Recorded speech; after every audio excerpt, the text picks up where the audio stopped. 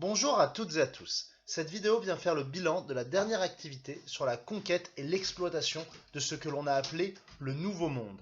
Cette expression est une fois de plus entre guillemets, puisque ce monde n'est nouveau que pour les Européens, mais pas pour ceux qui y habitent depuis des siècles. Suite aux découvertes des différents navigateurs vus lors de la vidéo précédente, les royaumes européens prennent possession de plusieurs territoires dans le monde. L'Espagne prend par exemple possession du Mexique. C'est pour cela qu'au Mexique, les gens parlent aujourd'hui espagnol. Ils exploitent ces territoires et en tirent énormément d'argent. C'est ce que l'on appelle la colonisation. Ils prennent les richesses et tout ce qui peut être utile.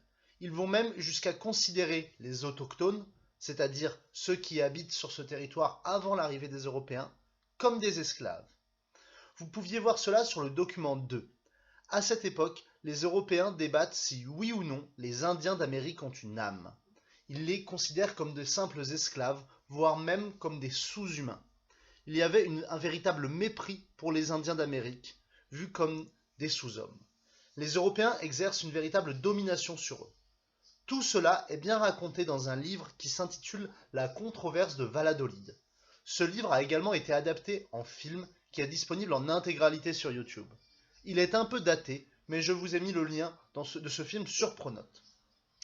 Comme vous pouvez le voir sur le document 3, l'arrivée des Européens ne rime pas qu'avec esclavage, pour les Indiens, mais aussi avec maladie. En effet, les Européens arrivent avec des bactéries et des virus auxquels les Indiens d'Amérique n'avaient jamais été confrontés. Leur corps n'est pas habitué à tout cela et beaucoup en meurent. Comme vous pouvez le voir sur le document 4, les Indiens n'ont pas été uniquement tués par des virus et des bactéries, mais aussi par les Européens eux-mêmes.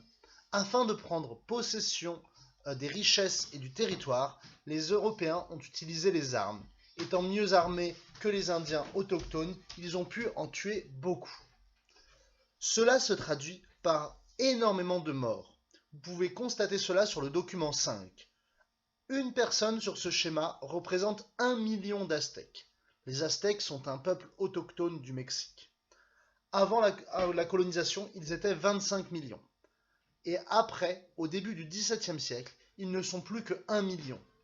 La colonisation du Mexique est donc un véritable massacre. Entre maladie et guerre, la colonisation a tué 24 millions d'Aztèques.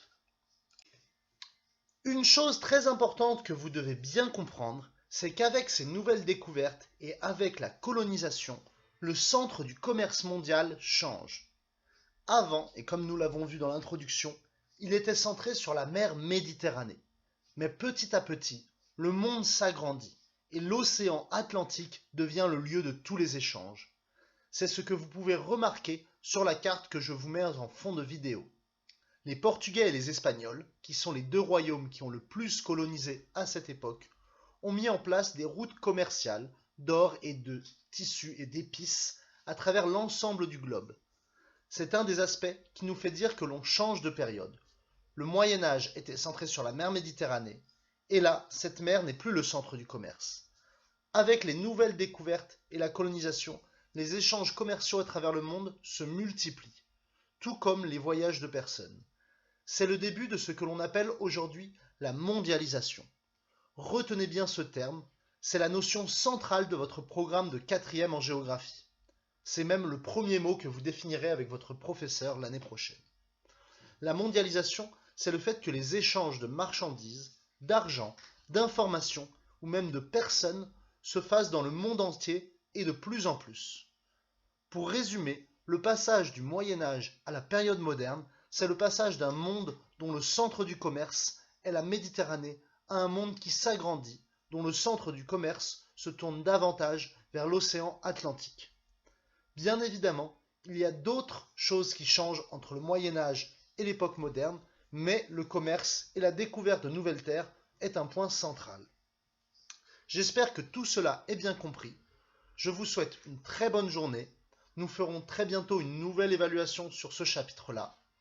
Bonne journée à tous, à bientôt.